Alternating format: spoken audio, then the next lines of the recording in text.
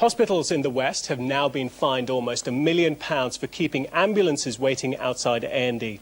Rather than being rushed into casualty, patients are being held in a queue outside, and the crews are being prevented from going out on other emergency calls. Here's our health correspondent, Matthew Hill. Patients like this woman with life-threatening conditions are transferred into Frenché's emergency medicine department without delay.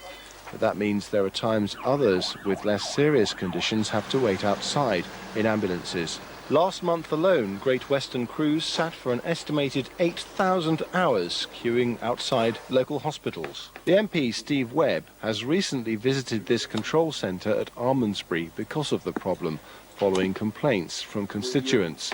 In one case, a patient waited over an hour and a half for an ambulance and in the end had to be taken into hospital by police. I think most people would think it's incredible that when they ring for an ambulance, there may be one ready, except it's sitting in a queue at casualty departments. And instead of fixing the problems, the NHS has one bit of the system paying a fine to another bit of the system. It's time it was sorted out because it's been going on for too long. So I noticed that's just gone red behind you. That means that the crews haven't yet made it to be able to click the patient off. I filmed this new computer system last year at Frenchay, which it was hoped would help by giving a clearer idea of the number of patients brought in by ambulance waiting to be handed over.